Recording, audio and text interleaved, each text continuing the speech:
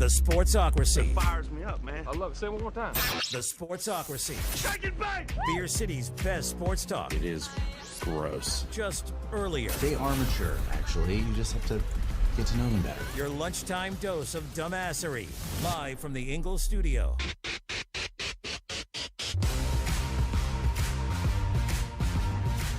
And we're back, and it's time for Mock Draft Monday. It is a Black Monday, and with everybody getting fired and the regular season wrapped up, we've got a lot of the draft order set. So, Flostradamus, Jeremy Greene, take us away here with your 2024 Mock Draft version 1. Well, I mean, this is an interesting draft for me. Solely because you got the Bears with 2 picks in the top 10. And that, to me, leads to a lot of instability. Because the way Justin Fields ended the season, I'm not so sure that Chicago can just throw the baby out with the bathwater, which I think they should. If it were up to me, and this is totally in a vacuum, I'm a sports talk idiot, I can just say, hey, this is what you should do. And to me, it's pretty simple that you should trade Justin Fields while he still has some trade value, reset the clock, take the quarterback, and for me, that quarterback would be Jayden Daniels. Number 1? Number 1. Wow. If I was picking number 1, Jayden Daniels would be my quarterback. Okay. I don't trust Caleb Williams. I don't think he has the emotional maturity. Some of the things he has said, some of the things I've heard behind closed doors, I'm out on all of it. I have no interest in Caleb Williams whatsoever. That being said, somebody's going to. And that was what I had to start with was, okay, who's the team that is going to make the same mistake that the Carolina Panthers did, thinking that you're closer than you are? Well, there's one team that makes a lot of sense, and I'm curious.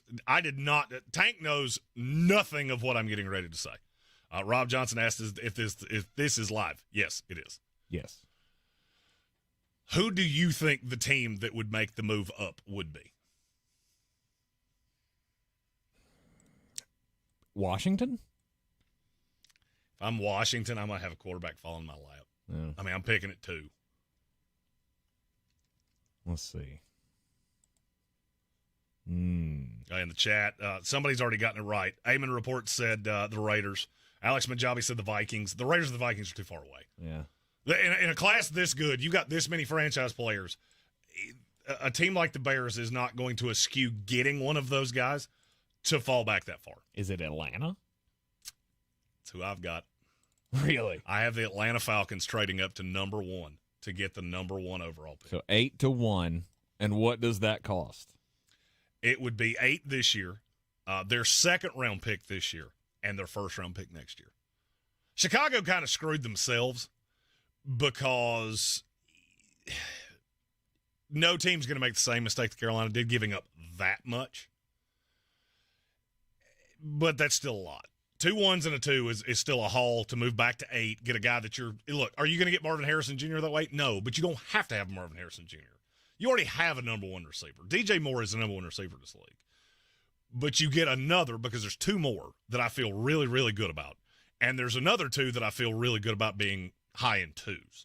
So I can move back, still get another edge rusher to put on the opposite side of Montez Sweat. I feel like I can help my defense. I feel like I can help my offense. And then I've got a second-round pick to replace the one that I gave up to get Montez Sweat. And then I'm in the same spot there that I was, and I have a premier pass rush. Yep. Well, you have great playmakers there for a quarterback should they go to that spot. But Atlanta trading up to number 1. All right. So Washington obviously takes Caleb Williams at number 2. You're not playing my little game here. You got to hit the button. The button is very important. Where's the button? This one? There it is. Number 2, Washington Commanders select Caleb Williams, quarterback, USC. Mm-hmm. I don't love him. I've made that very clear. I don't love Caleb Williams, and I think there are issues with him that could manifest themselves. But Atlanta's the one situation I look at and go, if it was going to work anywhere, it would work there. Mm-hmm. Because you've already got Drake London, you got Kyle Pitts, you got Bijan Robinson, you've got an offense that has the pieces that just don't have a trigger guy. And I see a lot of people in the chat saying the Falcons should trade for Justin Fields. They would have done that if they'd kept Arthur Smith because he fits that offense. I don't think a coach is going to take this job with those weapons and go, yeah, I want a quarterback that can't connect. That's a 58% completion guy. I'm good. I don't need to do that. Mm-hmm. If I'm going to make a move and I'm going to go all in, which if I'm Atlanta, I understand why you're doing it because you got to look at the division. The division is garbage. The Tampa Bay Buccaneers are going to age like a dairy product because they're old and they're expensive. And now you're going to pay Baker Mayfield and you're going to be older and more expensive. Carolina's 2 years away from being 2 years away, and New Orleans can't figure out that they need to fire Dennis Dumbass Allen. So if I can go just grab this division by the horns, I got to be looking at Houston going, our roster's better than theirs was. Our roster right now is better than Houston's was. They went and got the quarterback, and look, they're in the playoffs. They won the division, and we're in a way less talented division than they are. Mm-hmm. So that's why, to me, it makes all the sense in the world. Atlanta Falcons trade up to number 1 and get Caleb Williams, the quarterback out of USC. Yep. And Washington. Wait, what did you say? What do you mean, what did I say? You said Atlanta trades up to get Caleb. Yes. And then Washington. I didn't say anything about Washington. I thought we just did the Washington pick. Did you get really high before this? No. Chicago has the number 1 pick. That's the only pick we've done. Ain't done any other picks. I just announced number 2. So off to a great start here. Yeah, you should really Banger. lay off the crumbs. Hit the button, and we'll do the second pick. Okay. Second pick is the Washington Commanders, and I'm not telling you this is what I think they should do. I think this is what they're going to do. It's Drake Maye, quarterback out of North Carolina. You replace one North Carolina feller with another North Carolina feller. And look, he's a really good quarterback, and I think he's got a nice, safe floor. The problem that I have in doing this, I'm not sure he's that much better than Sam Howell. Mm-hmm. Are you? You're the Carolina dead in the wind Tar Heel. I think he is better than Sam Howell. I have no doubt that he's better. I don't think he's that much better. He's not that much better. With that offensive line, I think he still has problems. Mm-hmm. And then I get into okay, what are you going to get for Sam Howell? If Washington goes this route, there's no point in having Sam Howell as the backup. No. So you would look to trade him to a team that doesn't have the capital or things like that. Seattle would be a team that I think would be interested. The Rams make a lot of sense as a replacement to – I think he would be phenomenal in that Sean McVay offense. Mm-hmm. I believe a lot in Sam Howell. He was my number 1 quarterback in the Kenny Pickett class, and I don't think there's a huge difference. But what do new GMs and new regimes and new coaching staffs? I'm going to find my quarterback, and I think Drake Maye's the one they're going to fall in love with. Okay. Do you have any should they take a quarterback here? Or are you on the same plane as me? No. I don't think they should take a quarterback here, but I don't see how you don't. I don't either because I don't think you have another team that's going to trade up with you. Mm-hmm. Minnesota loves Drake Maye. I don't think you're going all the way down to, what was that, 11, 12, something like that? Mm-hmm. I don't think you're going to do that. There are a handful of franchise pieces in this class. And if I'm Washington, I have to get one. Yep. If they didn't take a quarterback, I would say they would probably go Joe Alt, the offensive tackle out of Notre Dame, because he is clearly my number 1 offensive tackle. Mm-hmm. I've got him pretty significantly ahead of Olaf Shanu, and Olaf Shanu is significantly ahead of J.C. Latham for me. Okay. Who is the pretty universal 3rd offensive tackle in this class. Okay. All right, so we've got Atlanta traded up to 1 with Chicago. They get Caleb Williams, quarterback out of USC. Washington at number 2 takes Drake Maye, quarterback out of Carolina. And then we have number 3, which is the New England Patriots. Well, I mean, I think this should be the worst kept secret in the world because New England needs a quarterback, and there's only one left. Jayden Daniels, quarterback out of LSU. Okay. This is my number 1 quarterback in the class. Mm-hmm. He has the fewest questions, and I'm not sure it's all that close. Reigning Heisman Trophy winner, just a incredible talent, really fast. The only real drawbacks on him is he is thin. I mean, he's 6'3", 215. He looks like he's about $190. He has some of the smallest arms I've ever seen. But damn, he can sling a football. And you put him in New England, I think it will be with Bill Belichick. They have a lot of money. And I think they're with Bill O'Brien, I think you can really build an offense around him that can be good quick. I think he's the most pro-ready of all three. I mean, and he played significantly longer than the other two, so that makes sense. Because he started at Arizona State. That didn't end well. Then he went to LSU. Everybody at LSU loves him. Mm-hmm. You talk to anybody with that program, and they are screaming from the rooftops, he should be the one picking this draft. And I don't have to deal with him being a head case because he's not a head case like Caleb Williams. And I don't have to deal with the stigma of North Carolina quarterbacks.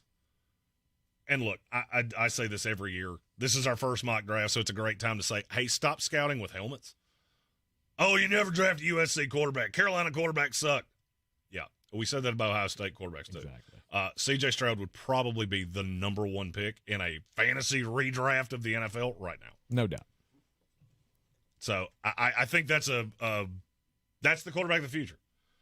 Stylistically, it's a little weird for Bill, but Bill O'Brien has shown he can win with several different kinds of quarterbacks. Mm-hmm. Jaden's a really good player. Well, and my closest comp on Jayden Daniels is Deshaun Watson. Mm-hmm. I saw Bill O'Brien do pretty well with that. He showed a lot of good things at Arizona State, and then when he came to the SEC, and he started doing the same things and looking better than he was in the Pac-12, I went, okay, now I believe. Now I believe that Jayden Daniels can be a thing. And, New England, it'd be interesting to see how that offense all works, what the game plan would look like around a mobile quarterback like him. People in the chat asking questions, some of them hypothesizing what's coming next. Christian Sorensen, you may not love what's coming. He said, if you don't get my Vikings a quarterback, I will cross that bridge when I get there. But, that's that. Yes. And Mark Matlock might be a witch because he actually read my mind. I'm not going to say what he said, but you'll know in 2 picks. All right. At number 4, the Arizona Cardinals have a selection. There's only one thing you can do. Kyler Murray is very obviously the franchise quarterback of the Arizona Cardinals, but you have to get him a number one weapon, and that's what they're going to do here with the best receiver I have ever graded, Marvin Harrison Jr., wide receiver out of Ohio State. Mm-hmm. Look, this is an unbelievable class of receivers, and I think you could have 3 future Hall of Famers and 6 future Pro Bowlers at wide receiver come out of this one class. That's how highly I think of the 3 that are going to go in the top 10. And then there's a handful of more that, Keon Coleman would have gone in the top 10 of damn near every draft I've ever done. I struggled to get him in the top 20. That's how good this class is. Mm-hmm. But you add Marvin Harrison Jr., and I know a lot of teams want him. There was a long time that I thought he was going to go number 1. And I'm still not 100% sure that he doesn't. The Bears just may just say the hell with it. We're riding with Fields. We're going to give him the best receiving core humanly possible and have him and DJ Moore and Cole Kmet with that slew of running backs, and then Fields has no excuses whatsoever. Because you got to remember, they get Carolina's 2nd pick next year. So they would have the ammo to go up and get a quarterback next year if that's what they chose to do. But I don't see how you can tap out on Fields. Yeah. And that allows Marvin Harrison to fall right in the laps of the Arizona Cardinals. And you mix that with them having another pick in the first round, and Arizona is well on their way to making this team a thing. Yep. And look, San Francisco is gonna age over time. We don't know what the Rams' next step is at quarterback after Matthew Stafford, who I think is the same age I am. So I think he's 37 years old, 36, 37, somewhere in there. And Seattle is what Seattle is. Got an old coach, and you got a quarterback that ain't getting any better. So Arizona, you might be a year or 2 away. But if you draft right and position this the right way, you could own this division for a few years. Yep. I think Marvin's already getting his mindset ready to be in Arizona when when NFL posted up the final call from the Arizona game. Marvin Harrison liked it, so we know he likes it. Right? Chiefs Nation UK following. said Marvin Harrison's so overrated. I couldn't disagree more. Really? I couldn't disagree. I mean, and some people think that. Some people think he's been propped up because he's at Ohio State. They don't play. I understand what you're saying. I just don't agree with you. Yeah. In terms of route runners, he's one of the best route runners I've ever seen. He's big. He's physical. He's fast. To me, he's got everything that you could possibly ever ask. When a wide receiver looks unstoppable with a bad quarterback throwing him the ball, I think you kind of get the idea. And Kyle McCord was a bad quarterback. No doubt. He was the weakest thing on the team, and you go, oh, well, Marvin makes him look better. And look, Chiefs Nation, you're not the first person that said that to me, and you're totally entitled to your opinion. The only thing I would say, and this is based off my film breakdown of Marvin Harrison, go back and watch that Michigan game where literally they had 3 guys on him at one point because they weren't scared of anything else. Emeka Egbuka, everybody thinks he's going in the first round. I don't. I think he'll be lucky to go in the second round. Yep. And Matthew Stafford, is 35 years old. And Chiefs Nation said, who's the best corner he's been against? He went against the guys from Michigan, who they did a pretty good job on him in the second half. And he went against Kalen King. That's the other one. Kalen King's a borderline first-round, second-round pick from Penn State. He friggin' abused him. He single-handedly cost Kalen King probably $8 million. He was the number 1 corner in the class, and he dropped like a rock. Not because he's not good. Some team's going to get a great value out of him. This is your Exergen temporal scan. Some team's going to get a great value out of him in the second round. But he's not going in the first because of Marvin Harrison Jr. Yep. At number 5, the Los Angeles Chargers. Not so fast, my friend. Good Lord. Who's trading up? Well, if you're the Chargers, look, you know you're a good team. There's no doubt you're a good team. You need a franchise piece here, but you don't necessarily need one specific guy. There's 2 offensive tackles here that somebody will overpay for. Mm-hmm. There are 2 high-end receivers here. There are a couple edge rushers. There's just a lot of talent here. And so I have them trading to number 10 with the New York Football Jets. Okay. The Jets are all in. I can't risk this with some retread or J.C. Latham at 10. I got to go get the best damn left tackle I can get. I got 2 years Aaron Rodgers. And even with that, you're pushing it. Mm-hmm. He's 40 years old. So if I got to give up a future first-round pick to go get him, that's so damn be it. And that's exactly what they do. All right, number 5, the New York Jets selection. This is my number 1 tackle in the class. As I said, I think he is clearly ahead of Olaf Fashanu, and that player is Joe Alt, offensive tackle out of Notre Dame. Mm-hmm. Some people will say, "Oh, he's too tall." Yeah, it wasn't a problem for Joe Thomas or Jordan Gross. So I think we're going to be just fine. Joe Alt is unbelievably good, and he's exactly what the Jets need. That's a left tackle for the future. If you feel the urge to try to re-sign Mekhi Becton and put him on the right side, so be it. I don't think you have to. Because I'm just looking at the way the team is currently constructed. I put Alt in at left tackle immediately. I've already got the center, I believe, for the future in Tittman. The second round of the Chicago, Wisconsin last year. You got AVT, Elijah Vera Tucker, playing guard. He'll be back next year off a second knee injury. You've got to stop moving him around so much. And then you spend the money on a right tackle. I don't care who it is. If I got to go pay big money to somebody that's free agent, I'll do it. I don't care. I've got to get that line right, and Joe Alt is a piece. The way this trade breaks down, the Jets get 5. The Chargers' second-round pick in this draft. The Chargers get 10. The Jets 1 next year and a third-round pick. This year or future? The third rounder is this year, yes. Okay. So you give up 2 firsts and a third to get a 1 and a 2. A 1 and 2. Mm-hmm. Okay. Because the Chargers go down to 10, and guess what? They still get the same guy they would have taken at 5. That's why this was so easy to do. Right. Anything I get, free money, and now I don't have to pay a non-premier position, premier money. Okay, let's go to number 6 with the New York Giants on the clock. This was also not a tough decision. The Giants won too many games, so you're not up there to pick a quarterback. There's no Jayden Daniels. There's no Drake Maye. There's none of that. I keep hearing people say they need an offensive tackle. I get why you're saying that because Evan Neal's been a friggin' disaster and should be playing guard.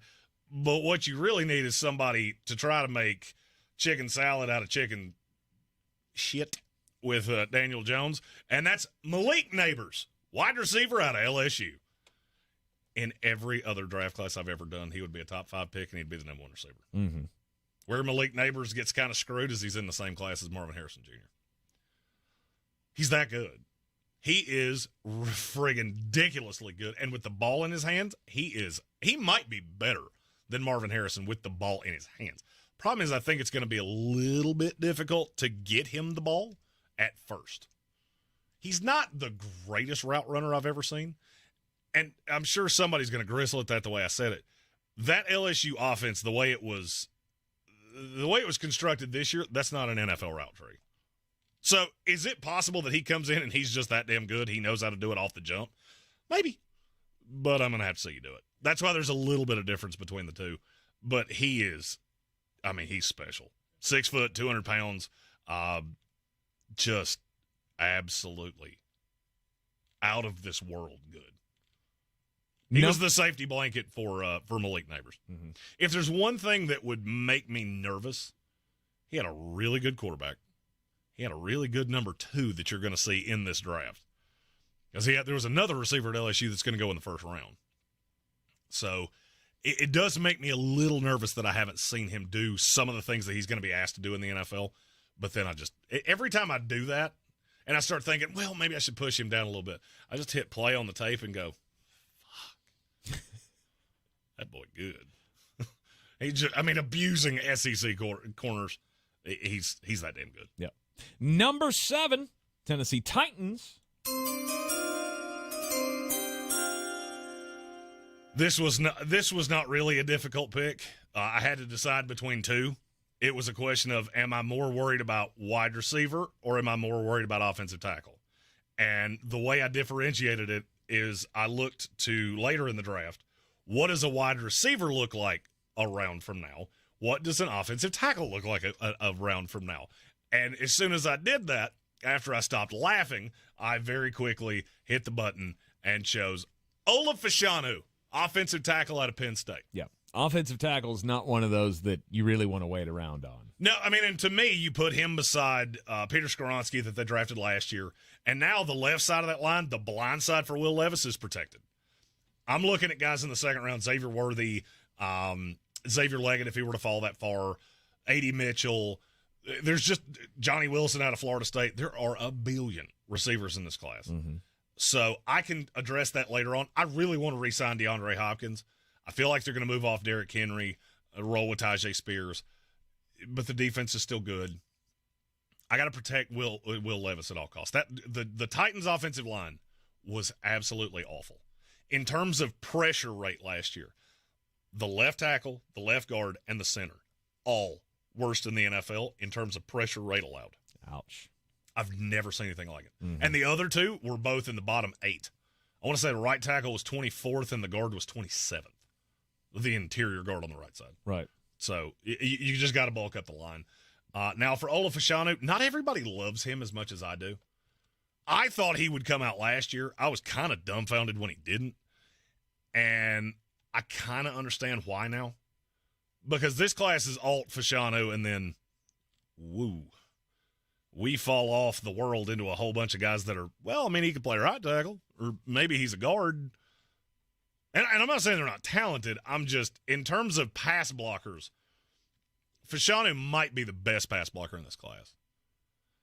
The problem is in the run, he leaves a little bit to be desired. He falls into that dancing bear category because he's 6'6", 320. He's really light on his feet.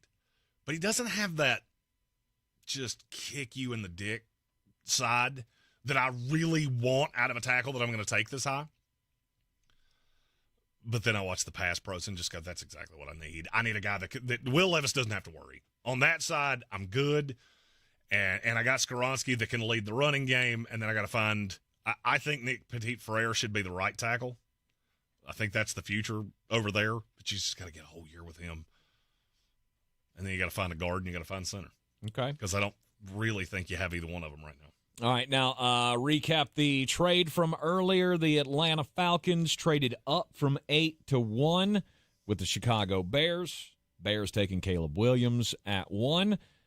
So now it's Chicago's turn at number 8 with that pick. The good thing here is I've got back-to-back picks, and I probably think Chicago has more holes than the average person does, but this just works exactly how I wanted it to, because the best pass rusher on the board and a guy that I can put on the opposite side of Montez Sweat, Liatu Latu, edge rusher out of UCLA. I hate lazy comparisons. You've done this with me long enough that you know it really irks me when guys that played at the same school or guys that kind of look alike, we automatically compare them to each other. Mm-hmm. Yeah, I'm going to do that with Liatu Latu. Jalen Phillips of the Miami Dolphins. They both played at UCLA. They both medically retired. Latu did it at Washington. He medically retired, went to UCLA, and they cleared him. They told him never to play again. So the medical is what pushes him down. The tape, he's top 5, no doubt. No doubt, don't think about it twice. And for the Bears, since I traded down, and now I'm picking at 8 as opposed to taking him at 3 or 4, I don't have to worry as much. Because that's really the only red flag. But you put him on the opposite side of Montez Sweat, by God, I'm going to get after your quarterbacks. I got 2 guys that can get after a quarterback, and that allows me with Kyler Gordon and Jalen Johnson and Tyreek Stevenson that you took in the second round last year, I can let them develop because now I'm getting a quarterback so quick that you don't have to be perfect. I'm not asking you to go out there and run around with receivers for 4 or 5 seconds. I'm going to get home. All right, that ball's coming out in 2.5 seconds because we're going to get there. And I think that actually, that's one of those supplemental drafting things that I always talk about. I took these corners. I've already got the capital invested in them. Now with a pass rush, it's going to really let them be the best that they can be. And so I'm really adding more than one player at one time, which I'm a huge fan of. All right, and with their second pick of this back-to-back at number 9, the Chicago Bears. This is where you get the weapon for Justin Fields. And I know some people aren't going to love that I didn't take a quarterback. And yes, I do get the resetting the scale and resetting the salary. I get all that. I'm also watching Bears fans that I'm not sure won't riot if you come off Justin Fields. So I would do it, but I don't love any of these 3 quarterbacks. I would take Jayden Daniels if you did. At number 9, I'm taking Rome Odunze, wide receiver out of Washington. I love this kid so damn much that you would think he was one of my own children. Yes. Dank's like, I've heard this name. I'm name. sick of hearing this guy's name. Oh, and already. And we ain't even started the draft this season. In the words of Karen Carpenter, we've only just begun. There are some people that have questions whether he'll be able to separate in the NFL, and I think those people smoke crack. I really do. I think you're on crimes. He will probably be the highest-rated receiver that actually runs at the Combine, and I won't be shocked if he runs way faster than people think. He's just open all the time. Mm-hmm. You watch Michigan games, it is ridiculous.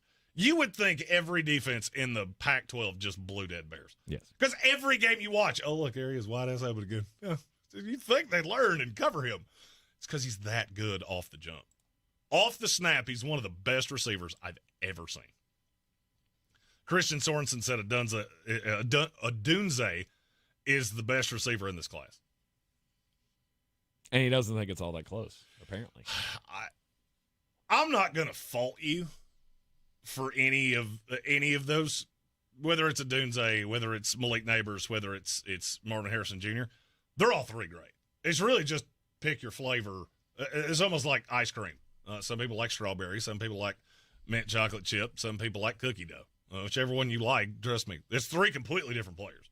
They do totally different shit. Odunze is the deep threat. Marvin Harrison is the all-around. Malik Neighbors is just the get the ball in his damn hand and let him do awesome things. Mm-hmm. So this is how does he fit in with Justin Fields? Should that be his quarterback? With DJ Moore. Because then DJ Moore becomes more of the do everything, and I can run him on jet flies. I've got Odunze who can go over the top, and DNA Tooth Podcast said Odunes. Yeah, I thought it was the same thing. It's not. The pronunciation guide came out. There is a hard Z at the end of his name. I think it sounds weird, but according to him, that's how he wants his name pronounced. So who am I to argue? I really like this kid, and I think the fit with Justin Fields would be seamless. I also think it opens him up to run because he's such a damn good deep threat that you can't put that safety in the box. Right. He'll bust your ass over the top. If you don't have a corner that can run with him playing as an outside receiver, he'll just bust your ass over the top. So then you take that safety out, and it lets Justin Fields run. It allows Khalil Herbert and Roshan Johnson. There's a lot to like with him in Chicago.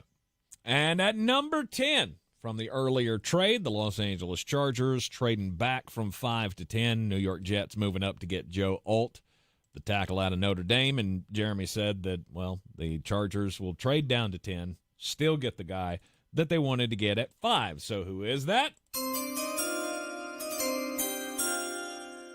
Brock Bowers, tight end out of Georgia. Let's go. I'm hoping that Brock Bowers, I've seen some people, and these people are stupid, but I'm just throwing it out there. I've seen his name go into Washington in some of these drafts. It's second, third, fourth pick. That's ridiculous. Does the talent warrant it? Yes. Maybe. The position absolutely. doesn't. But he does not. I mean, yeah, you're right. The position does doesn't. not. You can't spend a second, third pick overall on a tight end. You could, depending on like if the Chargers were picking at 3, I wouldn't hate them taking Brock Bowers there. Right. Because I don't need Joe Alt. I don't need Ola Fashanu. Somebody in the chat said Johnny Newton out of Illinois. I trust me, I considered that. The problem with Johnny Newton is he's too light, so he would have to play on the end in a 3-4, which is, look, I know they need a coach. One of the only things I know about the Chargers is whoever takes that job, you damn well better plan on playing 3-4 because every piece on that team, that's what it's steered into. Mm-hmm. So I can't wrap my brain around taking a 3-4 defensive end that high. I love the tape on him. There's another guy that I considered. This is just too high. I'm higher on him than the average bear. And if I took him at 10, people would have thrown rotten vegetables at my vehicle, and I didn't want that. So it's the best tight end I've ever graded. He is fractionally ahead of Kyle Pitts. He's not as big, and he's not quite as fast, but he's a better tight end. Yep. He's a way better blocker. Doesn't do it very often.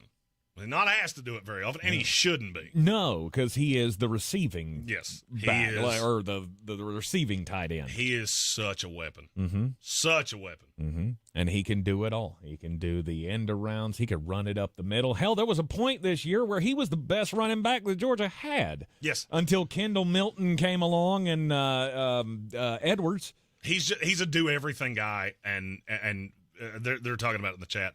The Chargers actually don't have a tight end that's under contract because Donald Parham and Gerald Everett are both free agents. Mm-hmm. They have, what's his name? Storm. What is his last name?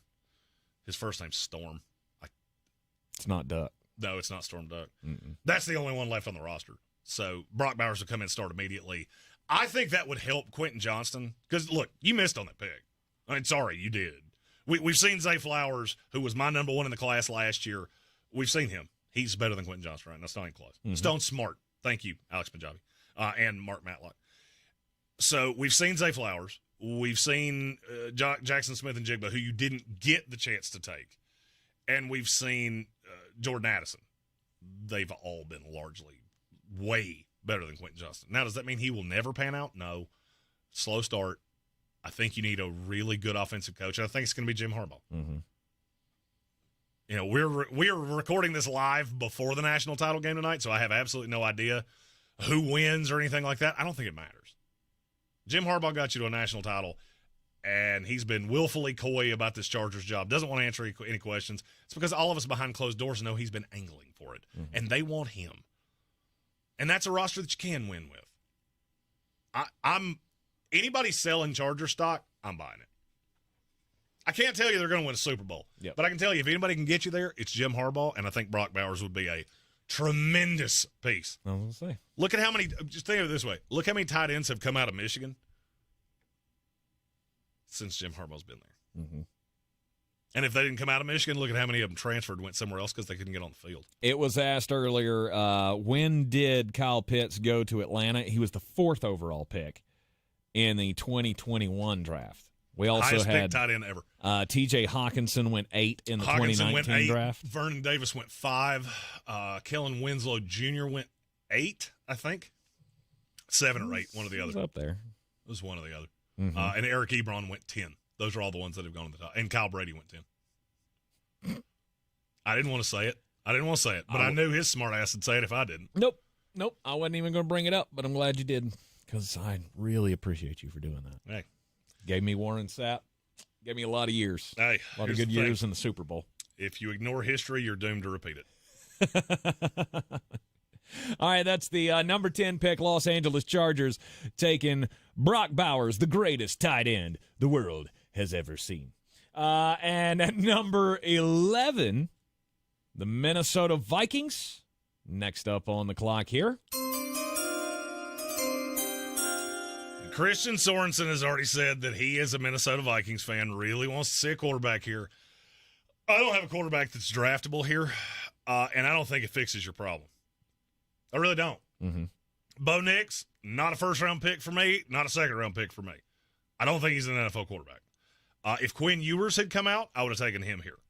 Michael Penix has a weird delivery, and with you, I just don't think it's fit. That's not what all right, let me ask this. I'm going to ask this to Tank. Okay. For 1 year, which is really the window, and this is not a Super Bowl window, this is a playoff window. For 1 year, who's better week 1 next year? Is it Michael Penix Jr. or Kirk Cousins? Kirk Cousins. Not close. Yeah. It's not close. No. So, for me, I have to re-sign Kirk Cousins. I have to. Because if this goes sideways next year, and let's say Kirk gets hurt again or Kirk's ineffective, well, then Kevin O'Connell's going to be sitting on his ass, and we're going to fire him. So I take Michael Penix, who the beauty of him is how stable he is. The problem is that he's got really weird mechanics, and so now you're telling me that if things go poorly next year, I'm going to put him in a second offensive scheme 2 years in a row. Elemento broken. Michael Penix needs a stable organization. And don't worry, there's one coming. I think that's stepping out of line for Minnesota. I don't ever like giving quarterbacks to teams that don't at least have pieces. If you look at the 3 that I did here, Atlanta's got a ready-made offense. Washington's got a ready-made offense. The New England Patriots need weapons. The line's not bad. They've got 2 tight ends and 2 running backs. Mm-hmm. And so, I need receivers. Well, the good thing is this is a hell of a year to need a receiver because there's about 400 of them that you could do something with. Now, as for who I do pick for the Minnesota Vikings, hit the button again. Oh, it's been so long now that I feel like we need to reset them. Kool-Aid McKinstry, cornerback out of Alabama. I don't know if there's a player in this draft that confuses me more than Kool-Aid. why? Because there's so many, and I guarantee you, watch the chat. As soon as I said the name, watch the chat. Any Vikings fan, any Alabama fan, any SEC fan, they're going to come in and just fucking kill this pick. Mm-hmm. He's one of the top 8 players in this draft at a very important position, and one that Minnesota ain't got nary a soul at. That secondary sucks something awful. Something awful. You've got to have somebody. Byron Murphy plays in the slot. It's where he belongs. Mm-hmm. And then you use Cam Bynum or the other pieces that you've got in the secondary. Yeah, you need a pass rusher. There ain't one here. Not for the defense you play. Now, if you want to completely change your defense to have Jared Verse, okay. And Sorensen said, hey, we've drafted like 7 corners in the first round. I get it. And Mekhi Blackmon is really good on the other side. Look at what's on the other side. It's been an absolute turnstile. Rich Deschamps, I hope I said your name right. I understand not wanting a corner in the first round. I get it. The only problem, and this is where I came from, if you wanted something else, I totally get it. Here's my argument. This class sucks at corner.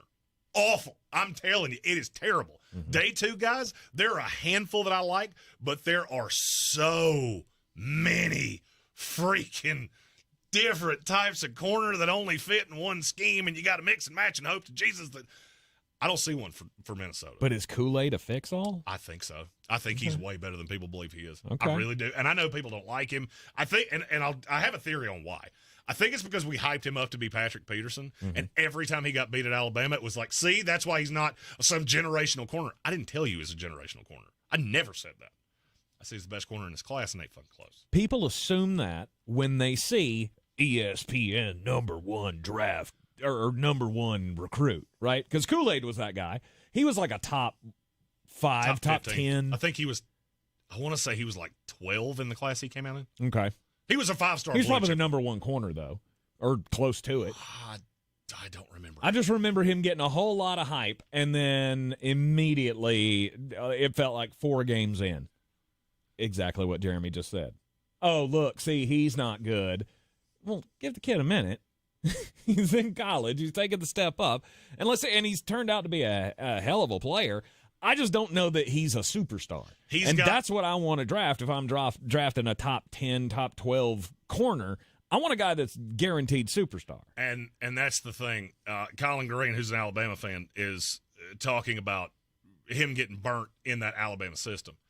You're not wrong.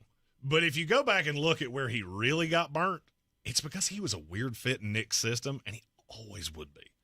I think he comes into the league, and he's a better player in the pros than he was in college. Mm-hmm. I see raw out of him that I think can be special. He's a really good kick returner, too. I don't know who said that. Mark Matlock said that in the comments. So I think he's really good. Let's see. Alex Majabi asked what separates him from Nate Wiggins, being the first from the second. I'm going to level you. Nate Wiggins is my 2. He's my 3. There's another guy that I like better than him. Okay. And what separates them, I feel like McKinstry can do more things. I feel like he's a more natural athlete and can deal with more different kinds of receivers. I have a real problem with Clemson receivers, and yes, I do understand that I said don't do the helmet recruiting thing. I got it. The problem is that Clemson recruits a very specific kind of corner, and they come into the NFL, Andrew Booth. They come into the NFL, and they can't defend anybody that's got any size to them. So that's one of my hang-ups. I feel like Clemson recruits 5 slot receivers or 5 slot corners a year. And then they come to the NFL and they try to play on the outside and they get their damn lunchbox eaten. Yeah. So that's kind of my issue. All right. Forgive me if I've missed something here. Now, I understand that, Minnesota Vikings fans, you realize maybe it's time to start moving on from Kirk Cousins.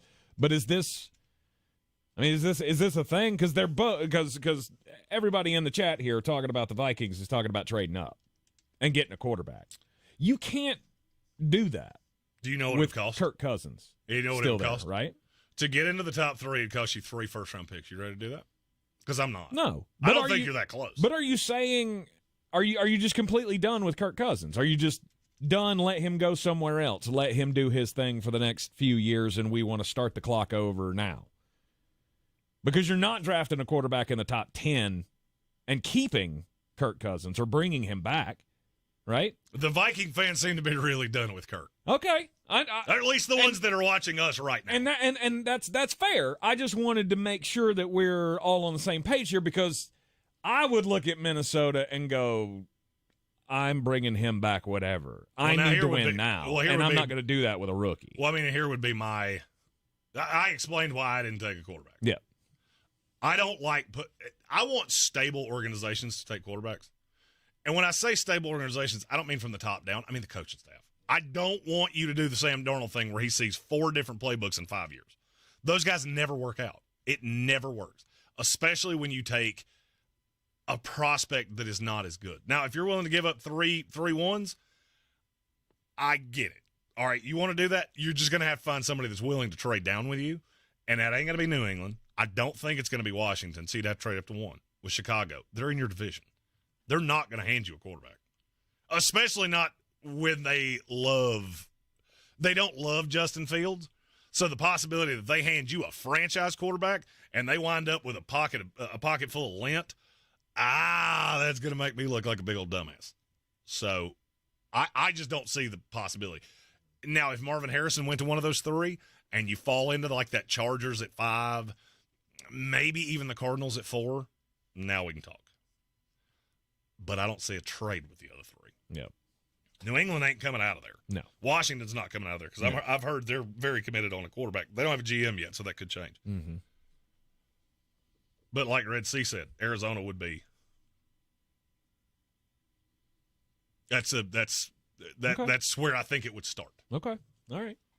I feel like your best option is to bring Kirk back. That's your best. That's your best chance to win. Contend. That's your best chance to win games next year. I'm not sure that's your best long-term path. I just don't have another one. Could that change? Absolutely. So, Drake Maye comes to the combine. He's got like his dick hanging out of his shorts or something like that. Everybody goes, "Oh, he can't be going in the top 5 now." Go get his ass. Yeah. And I know Minnesota loves him. Right. So, we're early. Just know that's right now. Corner is the best fit for that pick at 11. Can't tell you to stay that way. It's just where we're at right now. All right. At number 12, the Denver Broncos. Not going to lie to you. I had to reset here and go, where the fuck am I? Yep. We talked about Minnesota for a real long time. We did. Number 12, Denver Broncos. I love this fit, and I love this player. Dallas Turner, edge rusher out of Alabama. All right. You want some nasty speed there on the outside. That's a good way to get it. He's a badass, and you pair him with Nick Bonito. I don't know what Denver is planning on doing at quarterback. I know it's not going to be Russell Wilson. There's a better chance it's Tank Spencer than that it's Russell Wilson. So just give me a call. You don't want that. I've seen him throw. He also lifts his foot and does this cute little jump thing. It's incredibly effeminate. It feel like he should have to throw flowers up in there every time he does it. No, I do the same thing that Serena Williams does when I throw it. Just moan. Yeah, he does do that. I don't disagree. That's how you know you've done it well. By the way, don't ever make that noise again. It really ruins my ability to have fun. Oh, God, I'm off. This is why I drink. Now, Dallas Turner, you and I have had our discussions about him, and and I have thrown his name out to you, and you've said he's overrated. Is that because people have him going at top 5 in some mock drafts, or anybody that has him going in the top 5 smoking crack? Okay, period.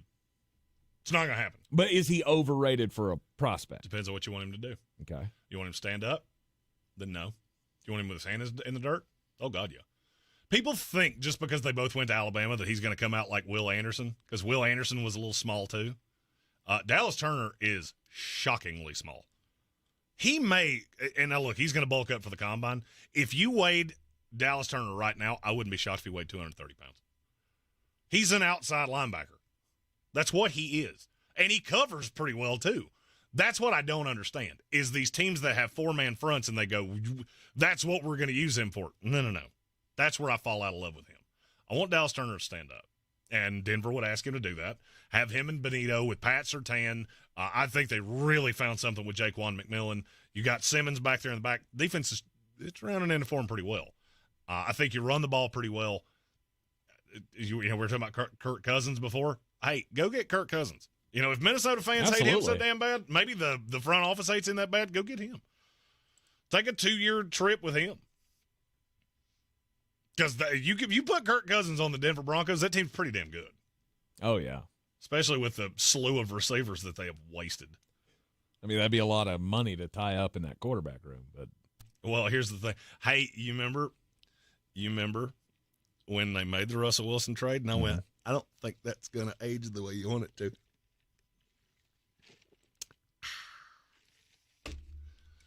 Sucks. I mean, didn't they save themselves some money? Didn't they save some money by sitting him at the end of the year? I think I read that's how that they didn't save any money. They just kept him from getting hurt and kicking in that guarantee that would kick in March. The guarantee. Because he has to be able to pass a physical first day of the league year, or they're stuck with that whole damn guarantee, and they can't say shit. Gotcha.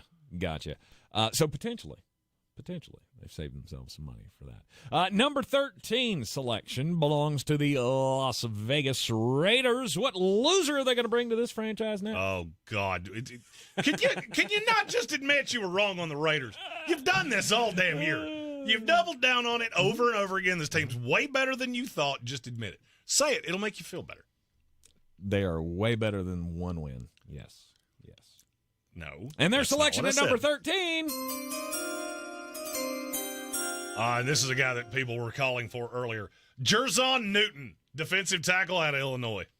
You want to talk about a defensive line that would scare the heber-jeebers out of people? You add Max Crosby, Tyree Wilson, who you took last year and has played a lot on the inside, Malcolm Kuntz, who has come on. You remember he was a guy that I liked a lot out of Buffalo that's been phenomenal at the end of this year. Yes. And you add Jerzon Newton to that. That's a front. That's a mean-ass front that's going to get after quarterbacks. I like a lot of the pieces they have in the secondary, and I like the linebackers, to be really honest with you. I believe they're bringing back Antonio Pierce. Straight up. I don't see any path that any other coach is coaching the Las Vegas Raiders next year. And that makes me really like what I got on offense. Yep. Or what I've got on defense, excuse me. On offense, I need to re-sign Josh Jacobs and figure out what the hell I'm doing at quarterback. Because I don't see the Raiders as a team that's going to move up for one. I really don't. You got a pretty old group of skill guys. Mm-hmm. And I'm going to move up for a rookie to throw to 33-year-old Devontae Adams. Why would they not be in on Michael Penix here? Because I'm not sure Michael Penix is that much better than Aiden O'Connell. Okay. I'm really not. Okay. I'm not super high on Penix. I think he's a great college quarterback. You also got to look at, he's done all of this, and I told this stat on the ESPN show earlier. He's been sacked 31 times in 6 years. Do you know how many times that Raider quarterbacks have been sacked in the last 6 years? 783. It's a billion. So I don't think that's a huge step forward. If that's what they wanted to do, okay. They fall in love with Penix and that's their guy, okay. Because they would be in the same boat, I guess, as the team that's going to end up taking him in this mock. But then you've got a fourth-round pick in Aiden O'Connell. You've got the gigantic contract Jimmy Garoppolo, and now you got a first-round pick. That's a whole shitload of equity into a quarterback. And I'm still not sure you'd have one. So for me, I'm going to roll with Aiden O'Connell. I'm going to give him another year, full year in the program without Josh McDaniels. And I think that's what, to be honest with you, I think it's what Antonio Pierce wants too. Could be wrong. Been wrong before. Chiefs Nation UK says, didn't the hater Raiders just draft a defensive lineman last year? They did. Tyree Wilson. Right. Super raw. Hadn't been great. But yes, they did. Mm-hmm. So adding to the defensive side of the ball? And that's the thing. Solution. Kelvin Joyner said, finally a defensive tackle. We've avoided this position like smallpox. That's the thing. Tyree Wilson's not a natural defensive tackle. He's an edge. Mm-hmm. And he moves in at least in the way I've got this constructed. Tyree Wilson plays on the edge on the downs that Malcolm Kuntz is out. Then in pass rush situations, you bring Tyree Wilson onto the inside. You've got Jerzon Newton, who's a little bit of a light defensive tackle, 295. I absolutely love the tape on him. He's the best defensive tackle in the class. And then you got four guys that can get after the quarterback, and I can just rush forward. I can protect some of my young corners because I like those guys. Every corner that the Raiders have in the back of that secondary, I like better than any corner you can get right here. Yep. All right, at number 14, New Orleans Saints on the clock.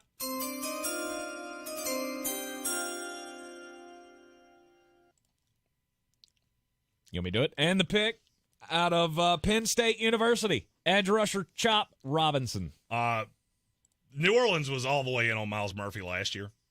They loved him.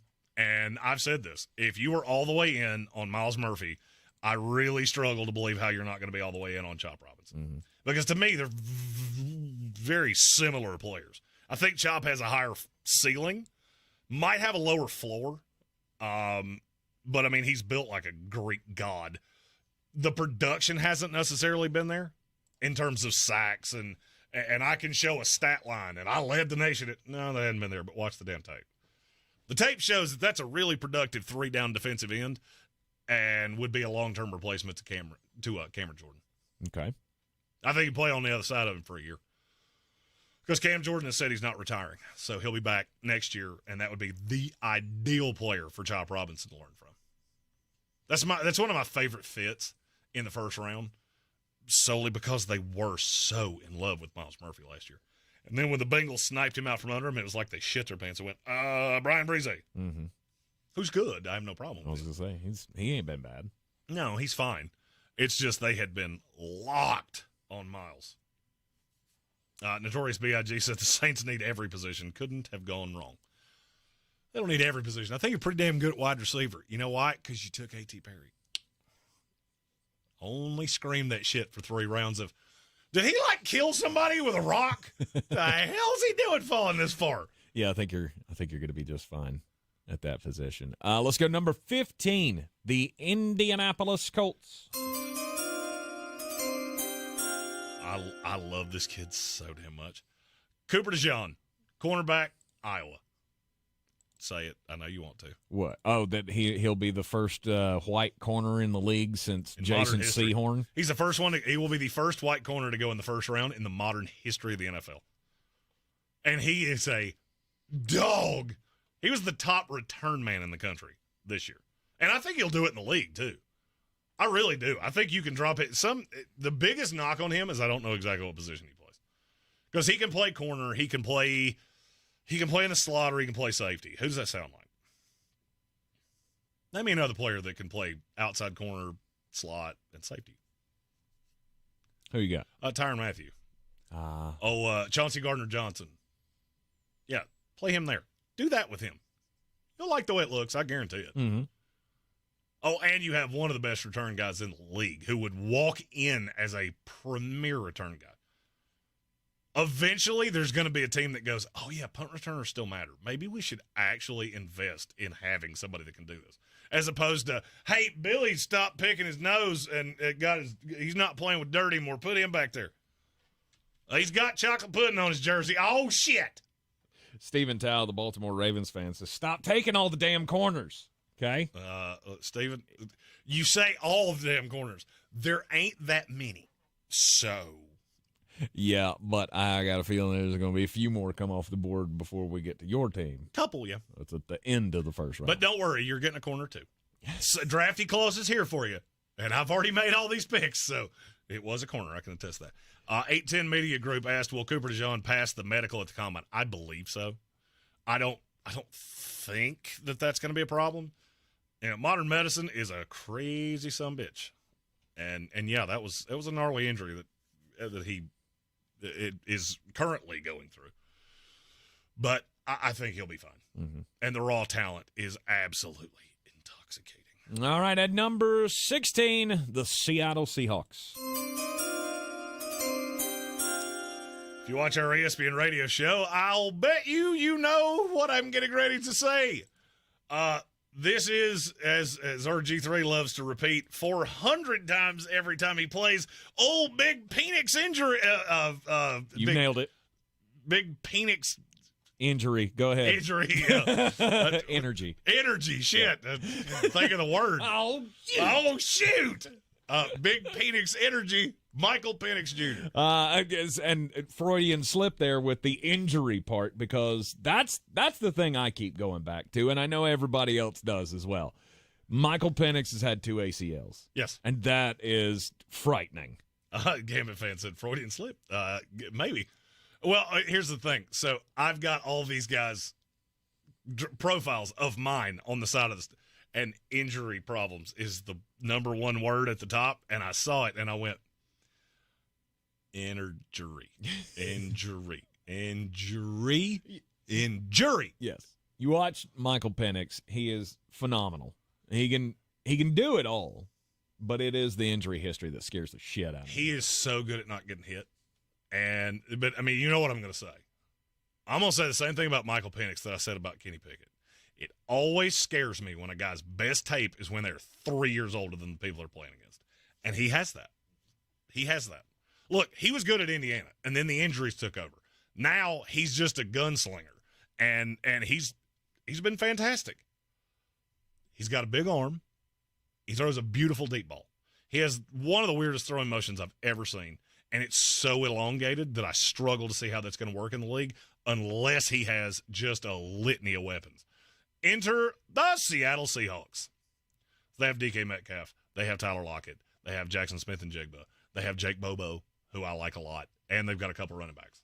So I think Seattle's the perfect fit. Yeah. And yes, it is a little bit of geographic drafting that he does play in Washington. Seattle is also in Washington. They should know him pretty well. Part of that is they should also have a pretty good handle on the injuries, too. Mm-hmm. Tim Raymond, the YouTube comment, says he throws the ball like he's trying to give birth to a flamingo. That's you know what? I'm going to put that on. I'm going to use that on draft night because I've never heard that, but that's phenomenal. And I have no idea what that's supposed to mean, but I want it on a T-shirt now. It's long. That's what he's trying to say. I got you. Not sure where that's going, but I still like the phrase. I love the kid. I love the story. It's going to take a very specific fit because you're going to get a lot of GMs and you're going to get a lot of head coaches that go, I am not tying my future, my one shot at being a coach or a GM to Michael Penix. It's just the way it is. Yep. It's just the way it is. It's the medical is so frightening to me. And it could be a mountain out of a molehill. Here's what else I know. He's damn near not been hit in 2 years. So I don't know. Which I think would almost scare me more than anything else. Because I know you're getting hit when you come to the NFL. Right. Fan since 76 said, Jeremy, take it back, please. Jerzon Newton needs to be our guy. Pretty please. He was already gone, so you didn't have the option there. If he fell to 16, that would definitely be a thought. I don't think he's getting that far, but he might. Yeah. I've seen him in the 20s on some people's mocks. I think those people smoke crack, but, I think a lot of people smoke crack.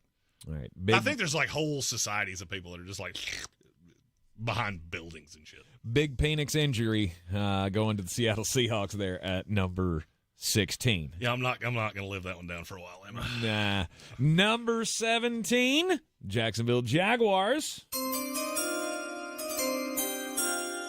This is one of my favorite picks in the draft, and this really doesn't matter if they re-sign Calvin Ridley or not. Keon Coleman, wide receiver out of Florida State. Yeah, if you're just looking at stat lines, you're right. Keon Coleman is not otherworldly. I mean, he only had just under 700 yards. He also had 11 touchdowns on 50 receptions. That should tell you a lot. And when I saw his stat line when I was making the graphics for this, I went, shit, that doesn't feel like it could possibly be true. It is. It is. Raw talent, he's out of this world. He's one of the best punt returners in the country. He's fast, really good at the point of the catch. Somebody's going to get a value in him.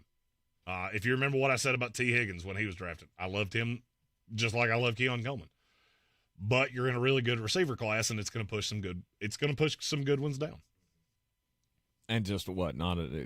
You wouldn't go offensive line on this one again? How many fucking offensive linemen do I take in a row before I go? Oh yeah, no. Maybe it's me.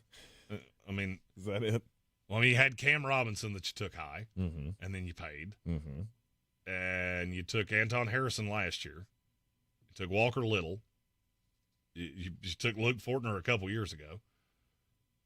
Paid Brandon Sheriff. Like, I mean, for the love of God, how much capital can I have wrapped up in a fucking offensive line? As much as it takes to get the most out of your franchise quarterback. And by the way, who's that offensive lineman? Oh, I don't know. Amarius Mims is still out there. Amarius Mims is a year away from being a year away. He's played like 400 more snaps than I have. So, yeah, I'm good. I have one of those. His name's Anton Harrison. He played him last year, and he sucked. Yep. Played him on the right side. Yeah, let's have him on the left and Mims on the right. And Trevor Lawrence might as well wear a fucking crucifix to work every. Please, Jesus, our Father who art in heaven, please, God, let my head still be attached to my shoulders when I go home tonight. Amen. Ashes to ashes, dust to dust. I'll be there soon. Yeah. Yeah, I'm good. Because all the ones that are going to go right now are either guards or right tackles. All right. Number 18, Cincinnati Bengals. It's another one I like a lot. This is another team player fit that I like a lot. I know Cincinnati, some of your fans are really sad that Brock Bowers isn't there, and I get it. He's really good.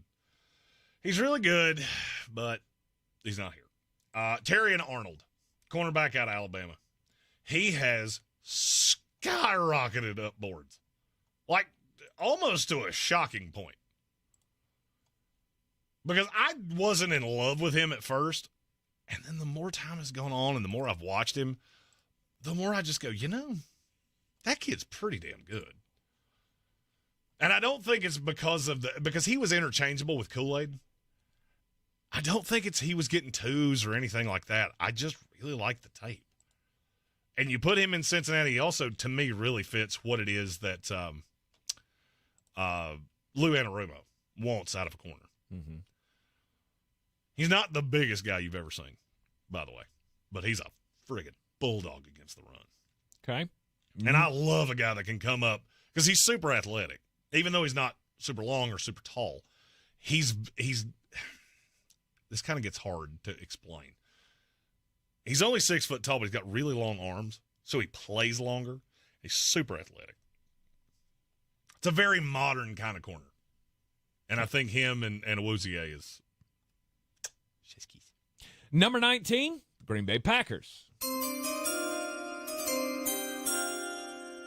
Before I make this selection, this is a PSA, just because mock drafts are the number one watch thing that we do. And so this is a great time for me to tell Green Bay Packer fans, if you message me at 3 o'clock in the morning, like 11 times, you could be giving me the fucking Powerball numbers, and I'm never going to see them.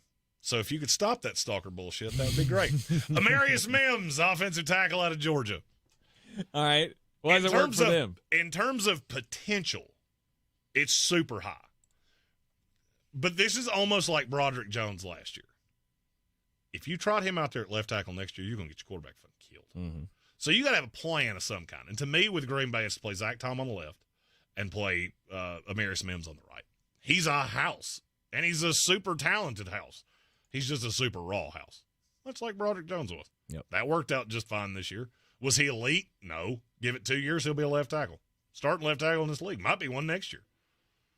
Have to wait and see who it is that Pittsburgh takes, because those two things might be related just a scoosh.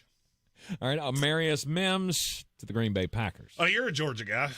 You got anything to – I know you're not much the offensive line breakdown type. I'm not. Here's my breakdown on Amarius Mims. He's real damn good at what he does. You need it moved, he'll move it. Plain and simple. He's not one of these that I look at and I go, yeah, he's got a real problem, standing still. Right?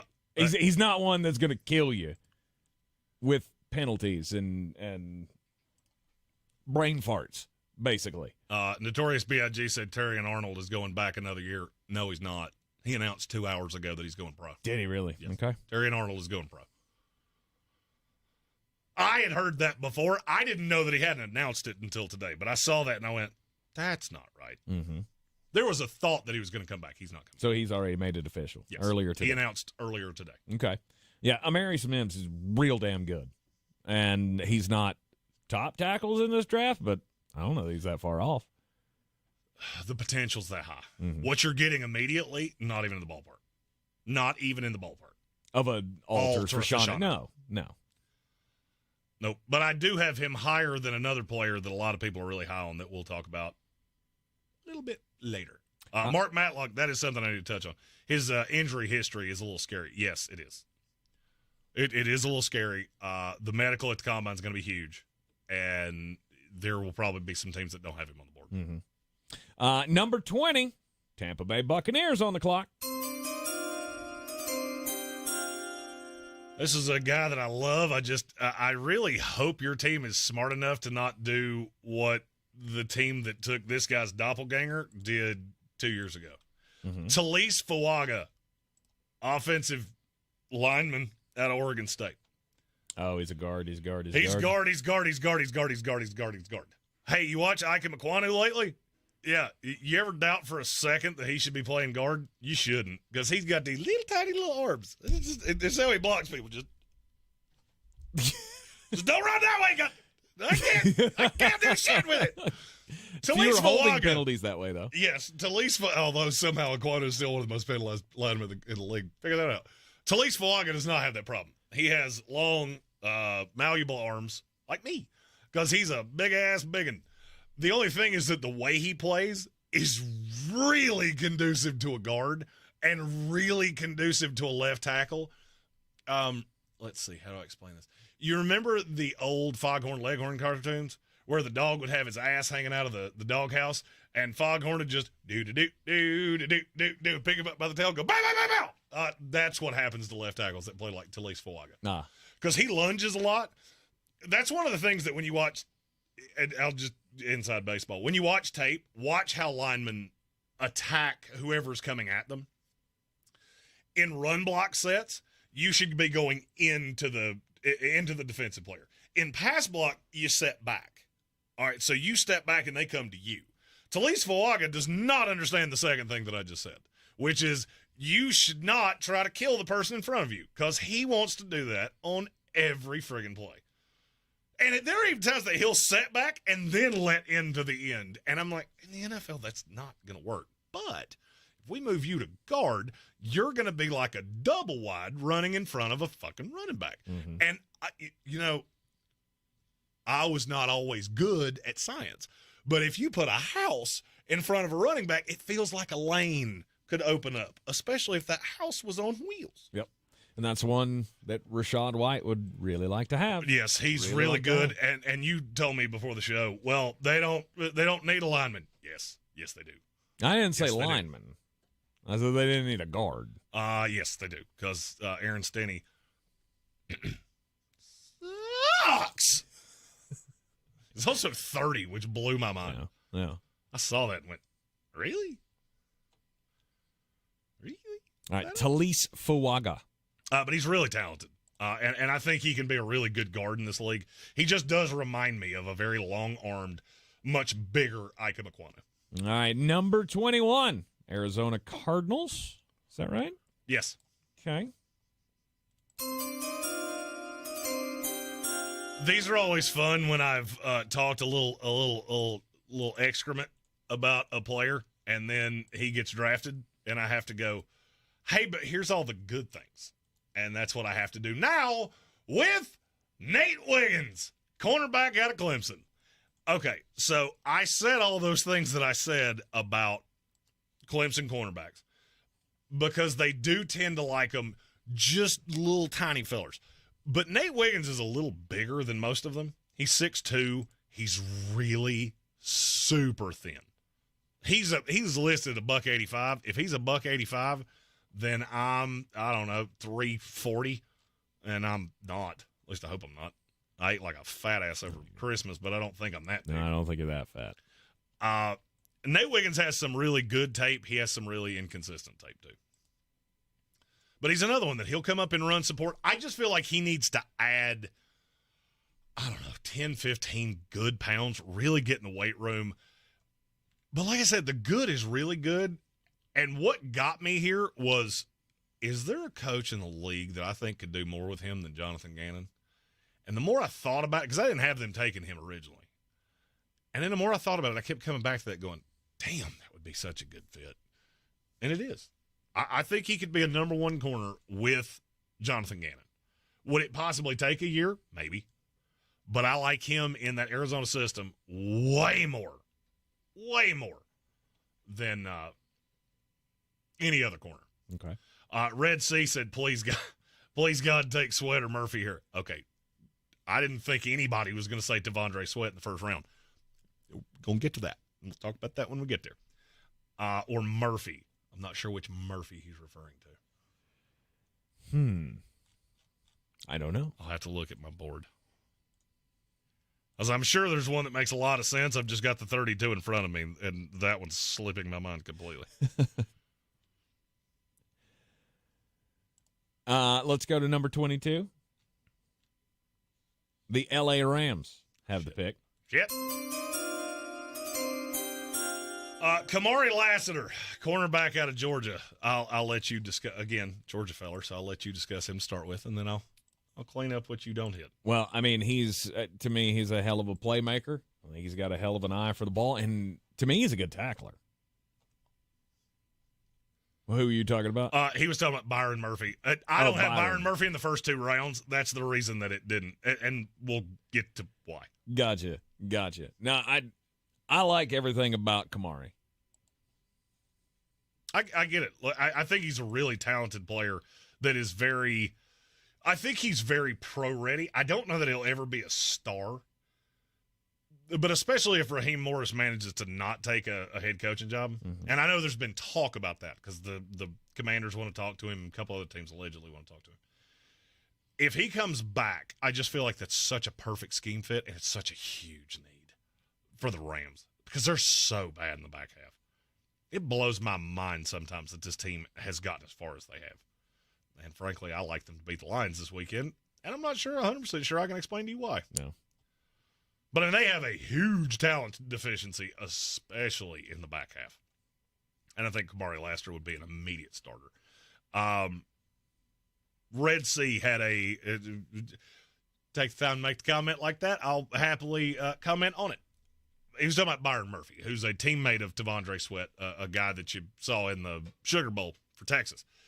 I don't like him as much as other defensive line pieces in this draft. I like T'Vondre Sweat a lot. The reason that I didn't take him there for Arizona is the same thing that I said earlier about Tennessee. All right, so Tennessee needs an offensive tackle. They need a wide receiver. I had them take Olafashanu because the offensive tackle they would get in the second round would be a project piece. The receiver they get in the second round could be Xavier Worthy, who I think is an immediate starter. Mm-hmm. For Arizona, if I don't take a corner here, then I'm going to be in the same boat next year with absolutely nobody to play on the outside. I like a lot of the defensive line pieces in the second, third, and fourth round. There's only one that I want to be the first one to take. And Colin Green in the chat said Braylon Trice, and 810 Media Group said Chris Jenkins. I like them both. I think they're both fantastic players. The problem is that there's a slew of guys that I think are really close to them, and it tends to be when you see a cluster like that, they'll all get pushed down just a little bit. And then once one goes, you'll see like 6 of them go in 10 picks. And that's kind of where I think defensive tackle goes at the top of the second round. All right, let's go to number 23 in the 2024 Black Monday NFL mock draft. Number 23 pick belongs to the Pittsburgh Steelers as it currently stands. Every year there's a player that I just, I don't get it. I don't get it, and I don't like you, and I know you're going to fall, or at least I feel like you're going to fall, or you're going to go way too high. J.C. Latham, offensive tackle out of Alabama. I don't understand why people are so high on him. Like, I keep seeing him in the top 10 and going, please nobody do that. I don't want to have to laugh at you, because I will laugh at you, because that is stupid. Why? Because he's not that good. He's an offensive Go back tackle. and watch him against Michigan. You'll figure it out in no time flat. Offensive tackle, starter, all SEC guy, all American guy from Alabama. Mm-hmm. He's only allowed 2 sacks. Woo! Yeehaw! Don't care. Yeehaw, Mimo! Don't care. I don't care. How many of the defenses in the SEC were actually good? Georgia and the Message repeat the line. Mm-hmm. LSU, I think we could have found 10 people at iHeart and gone and scored 40 on LSU. That have scored 400 on us. So I was going to say, none of them got any pass rushers that. Watch the tape. The only thing I can say with J.C. Latham is it's a watch the tape. Mm-hmm. He lunges a lot. He's heavy. I'm afraid he's going to have serious weight problems in the NFL. He reminds me of, Brian Haynes and I were just talking about this guy, and his name has gone out of my head. He played in Seattle. He also played at Alabama.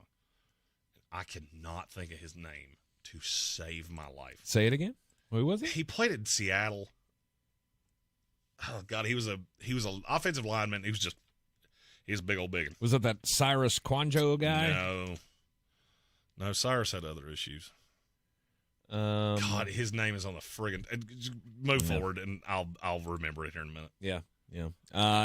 Latham is one of those that you look at all the other. You look at the industry here and what the mock drafts are saying. I don't know that I've seen a mock draft that doesn't have him inside the top 13. I think 13 was like the lowest I've seen him. DJ Fluker. Thank you. All of the ones that. Now, Eat and Sleep Football. He's wanted a mock draft for a month. He's a Pittsburgh Steelers fan. That's the but here. Alabama. Name me the last Alabama lineman that came into the NFL and got better. How many of them have come into the NFL and either been really disappointing recently? Hey, Tyler Steen. We liked him a lot. You hear a lot from him this year? Didn't think so. Evan Neal. Yeah, it's been awesome. Mm-hmm. Alex Leatherwood. Landon Dickerson. There's one, but he's on the best offensive line in the league. Jedrick Wills has been hurt. Jonah Williams. You see a trend here? Yeah. I hate Alabama offensive linemen. Now, I'm not a helmet scouter or anything like that. I see a trend, especially with guys that tend to be really, really, really big. Evan Neal was really big. Alex Leatherwood was really big. DJ Fluker was really big. Come into the NFL, and they don't have Nick, and they don't have the weight system, and they don't have the structure and all the things, and they're left to their own devices, and they balloon up to 400 pounds. And they can't play dead in a fucking cowboy movie. However, Pittsburgh is one of the few places that I look at and go, you have the structure to keep this kid in line. And he may have no issues with food, may have no issues with weight or anything like that. Now, I struggle to believe you got to 360 pounds without having something. You have a very loving relationship with food at 360 pounds. And for me, I'm looking at Pittsburgh going, this is one of those tandem draft things. Because I'm going to move Broderick Jones over to the left. I'm going to play Latham on the right, and I'm going to slide Dan Moore inside. And he can, or play him as a swing tackle, or whatever the case may be. And now I feel like I've really taken care of my line, and now I can run with Najee Harris and Jalen Warren and take some weight off of Kenny Pickett. Pennywise says, what was the name of the 800-pound guard that the Panthers drafted from Alabama? Oh, give me a minute, I'll tell you. Well, because I know exactly who he's talking about. Let's go to number 24. Deontay Brown. That dude, he's a big old biggin. Number 24 pick. Buffalo Bills would have that at the moment. There you go. 24 picks in. It's time for me to hit this button. I've already drafted one of his teammates that plays the same position. And this is a guy that doesn't get as much love, and I'm not 100% sure I understand why. Brian Thomas Jr., wide receiver out of LSU. This is the big target that the Bills need, especially now with Dalton Kincaid coming on as the underneath safe tight end. I love Brian Thomas, and one of the things that I've found over the years is that when you have multiple receivers and a quarterback that are all high-end prospects, one of them is invariably going to get shit on. Always. It's just the way it works. Mm-hmm. It's the way it worked with Joe Burrow, Jamar Chase, and Justin Jefferson. Universally, there were a bunch of people like me. You always say I said that he should have been working at Home Depot. Mm-hmm. I didn't say that. I just didn't think he was going to be what he became. The reason was because when you watch tape, it was so obvious to me how much better Jamar Chase was than Justin Jefferson. So you start comparing the two. And then the really good one makes the other one look like less of a prospect. That doesn't mean they're not any – you're comparing two things that can exist in a vacuum. Brian Thomas is kind of the same thing. He's not Malik Neighbors. Had almost 1,200 yards and 17 touchdowns as a big, deep threat for Jayden Daniels. But Malik Neighbors makes him look bad because he's not as fluid with the ball in his hand. He's a great go-get-the-ball on a deep route, on a 9 route, on a fly route. Just go win contested catches. He's not as impressive with the ball in his hand, but I still think he's like the 5th best receiver in this class. And in this class, that means a lot. Yep. The one thing I will say about him is catch the damn ball. He's had some drop issues. He had a couple drops. One of them was against, I think, Ole Miss, where I just look at that and go, so you make the outrageous catch and then drop that shit. How's that happen? Because you're 19 years old. I mean, things he's like 22, that. But well, whatever. But I mean, things like that can change, right? With the right amount of coaching, tutelage, focus. Oh, no doubt. Was it to the point that it was a grave concern? Was it Quentin Johnston No. bad? Did you look at him and go, oh, God, he could be that? No. Okay. It was just concentration. Sometimes you lose a little concentration. Yep. Tim Raymond said, Jeremy, I used to work at Home Depot before I started my business. We have to get a Home Depot commercial sound button for this year's draft. You know what? Home Depot could happily sponsor this show. All they have to do is message Jeremy at thesportsocracy.com, and you can do it for the low, low price of like paying my trip to Mobile and then some more dollars. Because, pigs get fed, hogs get slaughtered, and we just want to slaughter some pigs so we can get fed. That's right. it. That's all we need. Right. And what makes nothing makes more sense than the House of Reprehensibles built by the Home Depot. This is Marketing 101. We've been doing this 4 years. That is the first smart marketing thing he has ever said, and I'm not going to lie.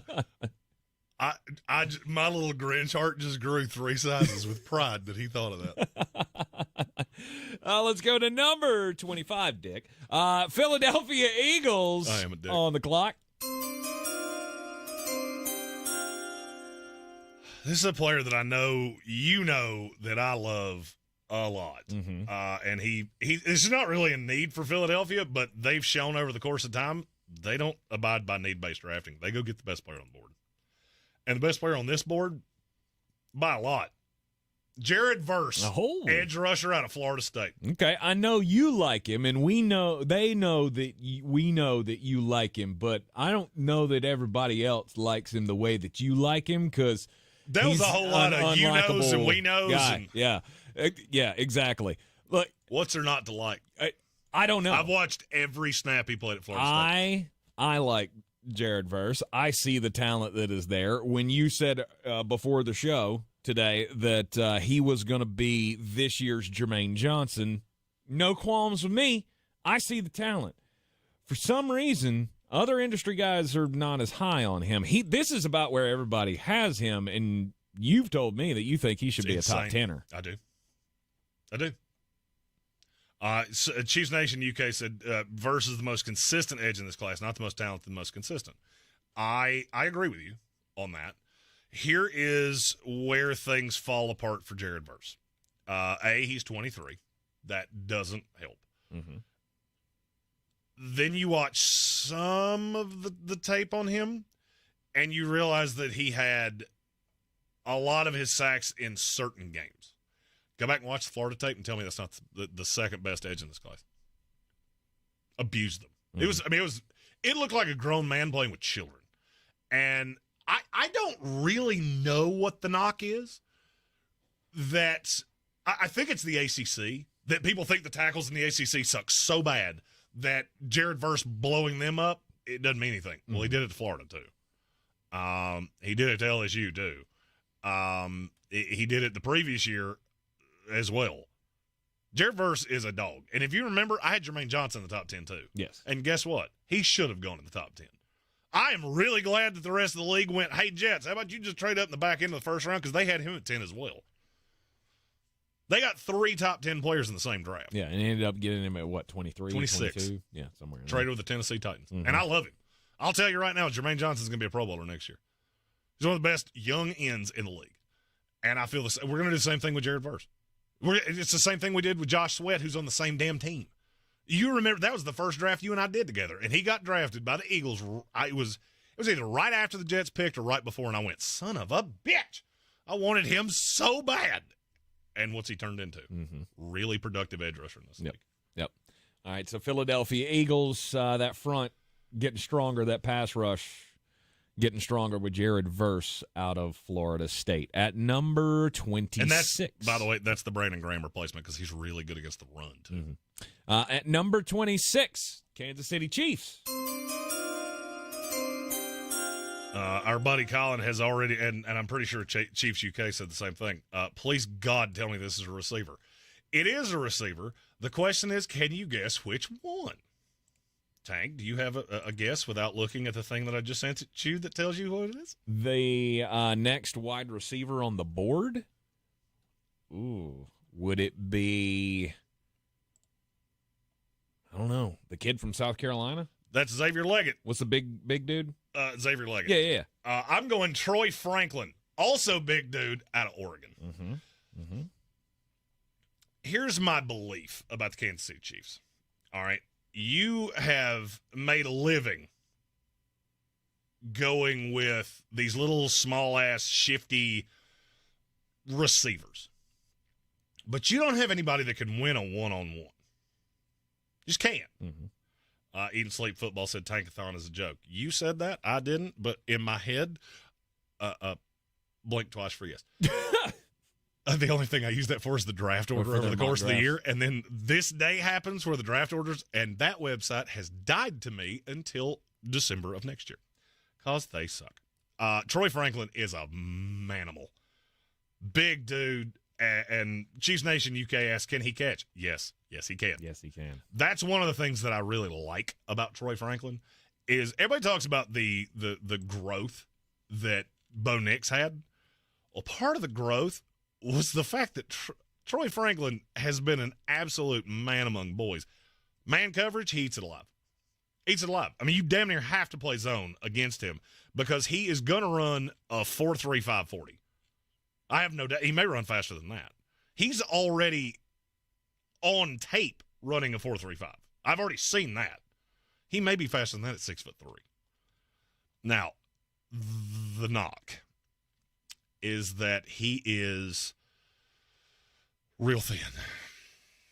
For what he is real thin, and he is a real average blocker. The thing is, Kansas City doesn't really ask receivers to do that. I think Troy Franklin's a top 20 talent in this draft. I think there are 6 receivers that belong in the top 20. It's Keon, obviously the top 3. Yep. Keon, Troy Franklin, and who am I forgetting? I'm forgetting one of them. Who's the other receiver that's already gone? Brian Thomas. Thomas. Yes. It's like, shit, who's the other one I'm forgetting? Thomas. So Troy Franklin obviously would fill a very big hole for the Kansas City Chiefs as they don't have a guy.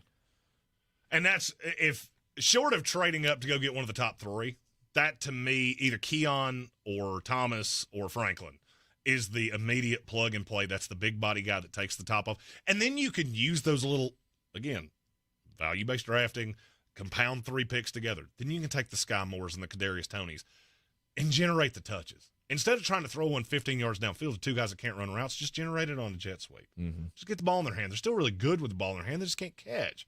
And they don't run routes well. And Pat Mahomes needs a guy that he can consistently count on. I also think you need to go sign a vet, but that's just me.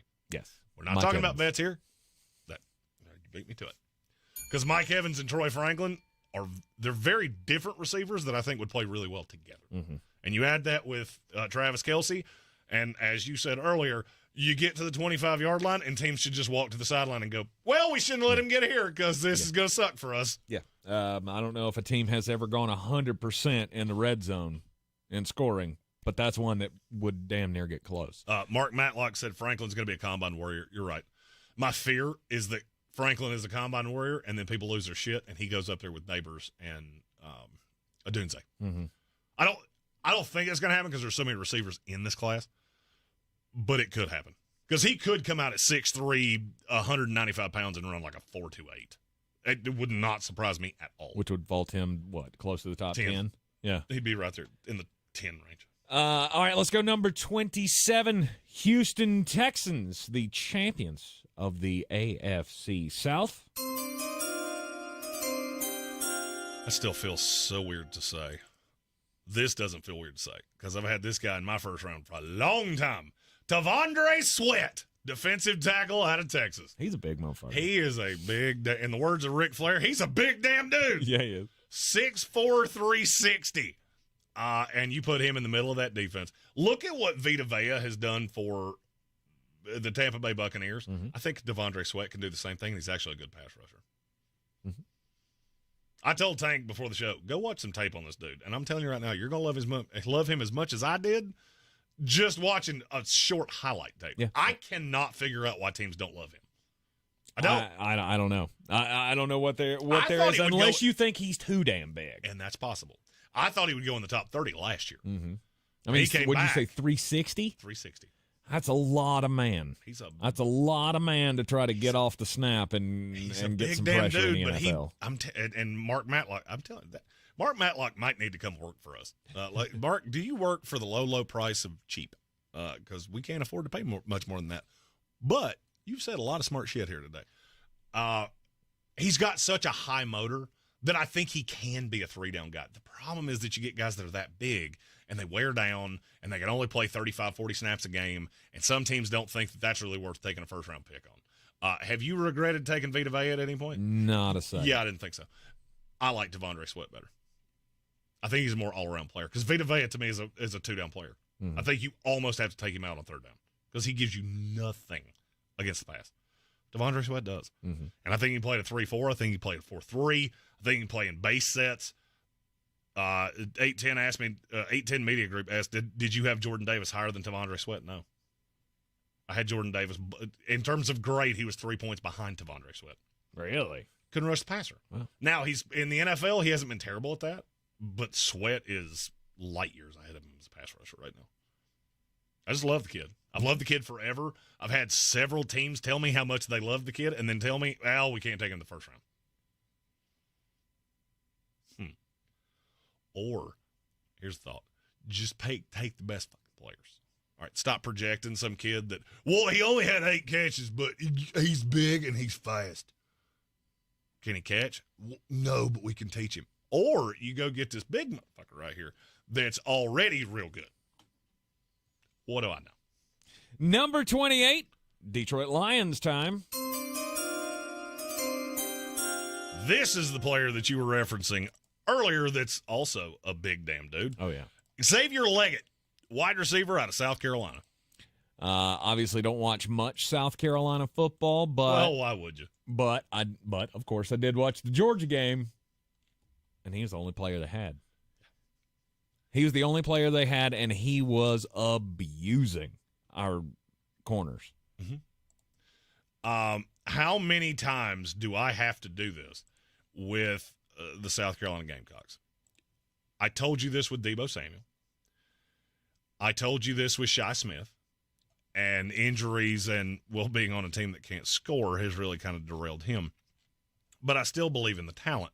When I watch a guy like Xavier Leggett, and everybody on the field knows this is really the only player that you have that can do anything to us, and he still beats your brains out, that tells me a lot.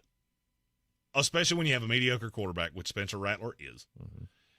And he was still that productive. I mean, he had 1,200 yards in the SEC with a below-average quarterback and no other receiver on the team that even has a draftable grade for me.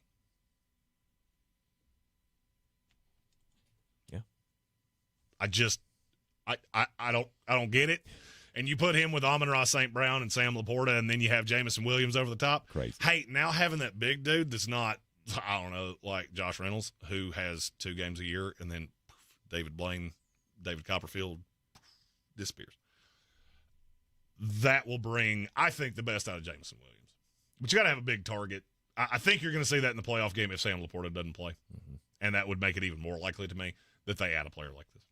At number 29, the Miami Dolphins select.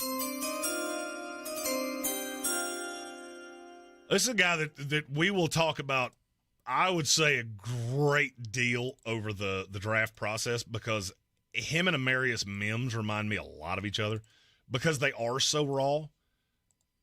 And it's so much projection, but it's Tyler Guyton, offensive tackle out of Oklahoma. The beauty of Miami is that I don't need him to be special right now because he's the long-term replacement to Teron Armstead. So I can be patient with him. And if I need to play him on the right side, I can. If I need to play him as a swing tackle and just let him develop, I can. But I think he will be a really good pass blocker in this league. I don't know that he's ever going to be a great run blocker. And in Miami, the scheme blocks more than the players block. So he is a perfect fit in Miami to me because of what they ask you to do. My fear with Guyton is that he's going to be a workout warrior, and he's somehow going to find his way into the teens, and a team's going to think, oh, we got our left tackle for the future right now, and think that they can play him right now, and he will get his brains beat out. Look at Anton Harrison from the Jaguars and what he looked like this year, and understand that what Oklahoma does is not what NFL teams ask offensive linemen to do. So they come in, and yeah, I know what I know the game. I understand how you're going to call plays to me. I understand what you're asking me to do. I've just never done it. I live in a setback. Even in the run game, I live in a setback. So I don't know how to lunge forward into you. And that's when you get guys that reach and become super penalized, and their arms and their feet look like they're being operated by a different brain. That's where that comes in, is guys like this. So I don't really know what to do with him. I would love him to go in the second round as a developmental piece down the line. I just know in this class it's not going to happen. If he gets out of the first round, I'll be shocked, because that fifth-year option is so big for a guy that's going to need basically a year to really learn the game of football. But by God, if you're patient with him, right, whoo, the high side on him is terrifying. All right, let's go to number 30, the Dallas Cowboys. You remember all the things that I just said about Tyler Guyton? Mm-hmm. Yeah, none of that applies to to the next prospect, but they play the same position. Jordan Morgan, offensive tackle out of Arizona. This dude probably doesn't have – I don't know that he has otherworldly potential. I also don't know that if you put $1 million in a briefcase and said, you find me a player that doesn't go in the top 10, that will not be a bust, I think Jordan Morgan would be my pick. Because I don't see any way he doesn't play in the league for 10 years. Mm-hmm. I think he is a solid starting left or right tackle for the next 10 years. Worst case scenario, you have to slide him into guard because he's got a bulky knee. Something happens, and all of a sudden because I want to say he had a knee injury his sophomore year, and that comes back, and now all of a sudden he can't swing out and set on the outside, and now he has to play guard. The tape on him is intoxicating. He's super experienced. I have a little fear that he may be maxed out. Then I look at, it's Arizona. Jedd Fisch did a great job, but he ain't been there that long. So I'm not sure he's had the chance to get everything out of him. And if this kid gets better, have yourself a hell of a little find here. And with Teron Smith, Tyler Smith, guys that have had some injury issues, to me, this is the ultimate chess piece. Because anybody goes down early, he's ready to play right now. And the Cowboys are in a window. Yep. I know somebody will say corner. Not really one for this scheme. If Dan Quinn were to go somewhere, we could talk. Which we'll talk about with a different team 2 picks from now. All right, at number 31, the San Francisco 49ers. Graham Barton. He's a guard out of Duke. Is this guy a big road grader guy, or is he a protector? He can be. I think he can be a dog. That's one of my favorite games to play. I've always said this about Jonah Williams, which is kind of who Graham Barton reminds me of. Okay. You can miscast this guy as a tackle. He'll be serviceable. I don't think he can ever play on the left side. I think his arms are too short, and just the way he plays doesn't really pattern itself to a left tackle. But if you just slide him in at guard, you got a starter for 10 years. You do. You have a starter for 10 years because he'll play out the rookie deal. He'll be 28 when you get to the end of this. Give him another 3 or 4 year deal, and boom. You've locked up one of your 22 starters for the next 10 years. And I see no bust in him. Mm-hmm. Shocker, he went to Duke, and he's real fucking smart. There's some bang-up analysis. He got into Duke, which means pretty damn smart. Mm-hmm. And this kid is pretty damn smart. A 3-time scholar athlete.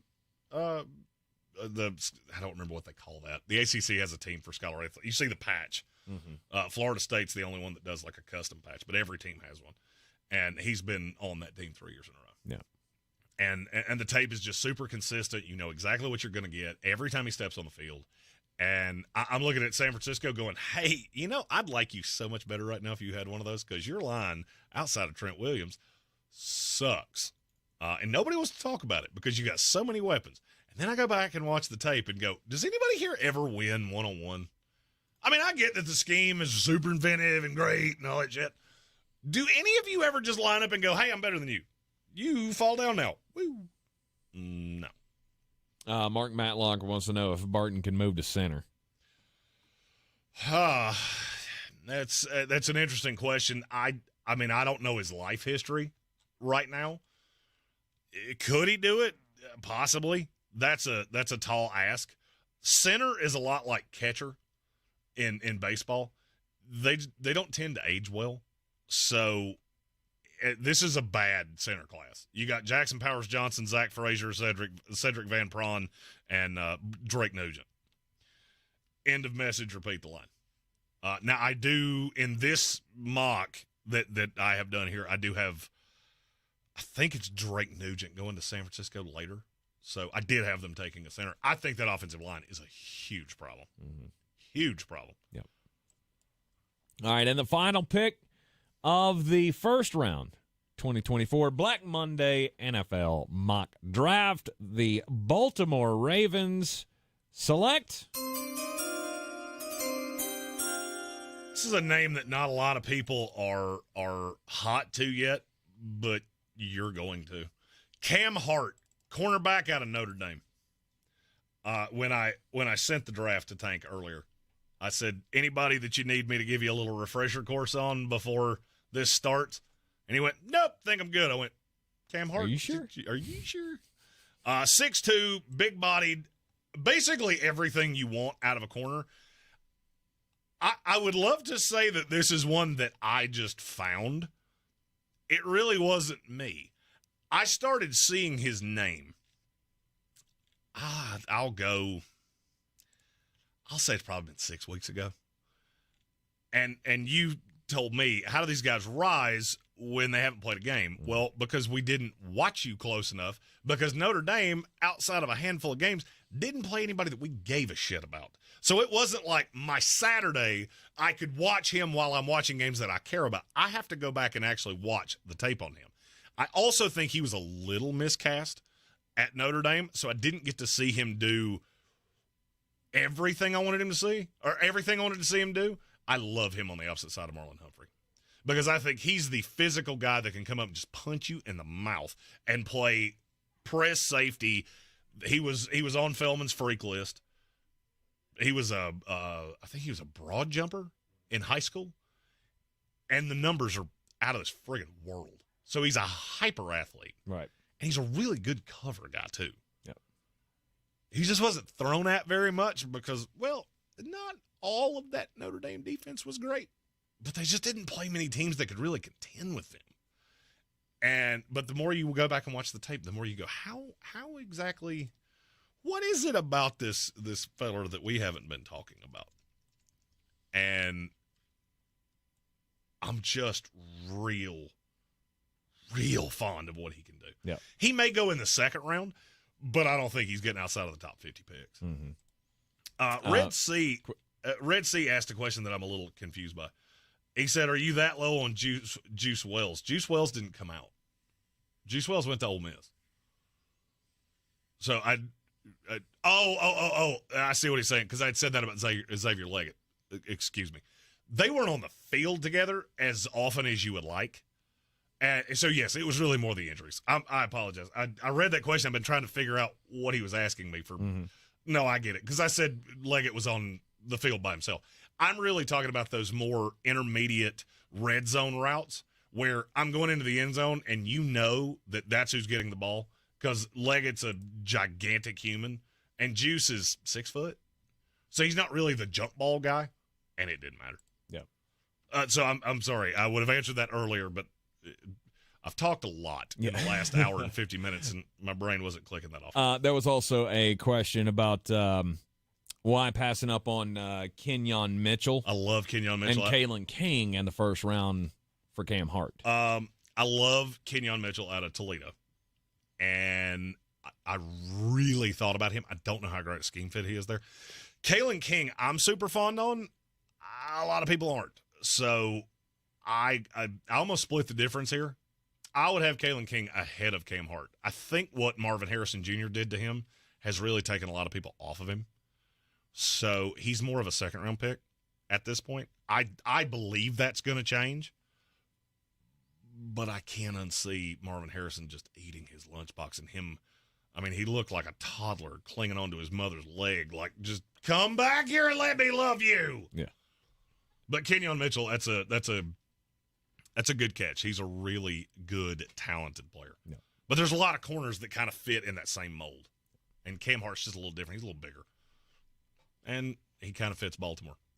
But Baltimore every single year goes, hey, who's the guy that fell and every team in the second round really wants them?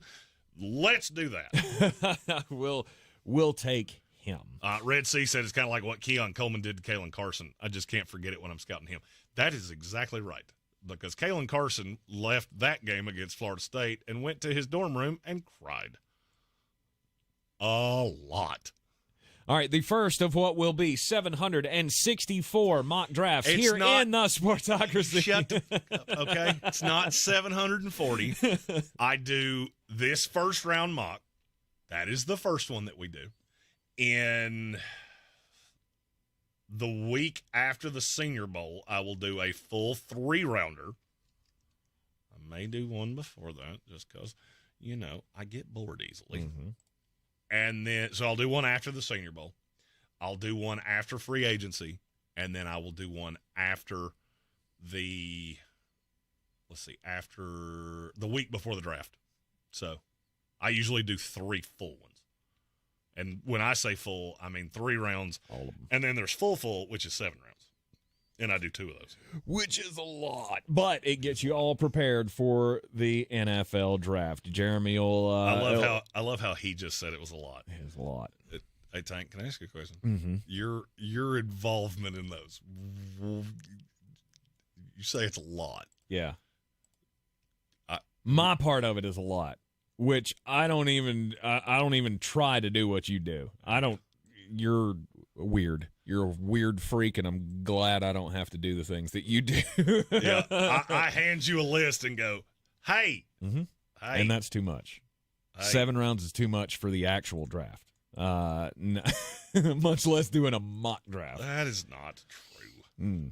The 2024 Black Monday Cut off the first round mock draft is in the books.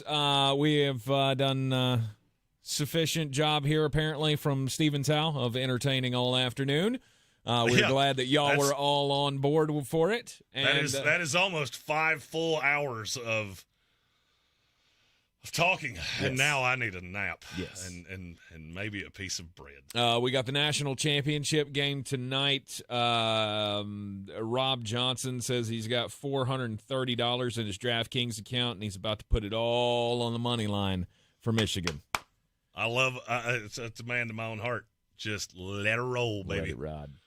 Let it ride. Anytime you ever go to Vegas, you always put it on 00. We hope y'all enjoy. It's the color of my date's underwear. Yep. 00. Butt cheeks. We'll be back Charlie with you Harper. tomorrow on ESPN Asheville to wrap it all up. And don't forget the daily draft.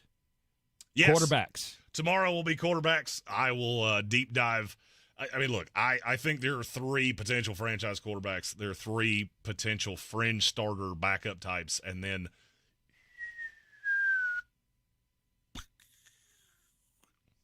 this quarterback class is not real deep. But that one will be recorded, and I will be in the chat. So for any questions you have, it will not be answered on the video, and then we will do a mailbag show every week. That will be live, and that will usually be on Wednesdays, not this week. This was the live one for this week. We'll do a mailbag show next Wednesday. All right. You're in the Sportsocracy, and we will be back on ESPN Asheville tomorrow at noon. We'll see you then.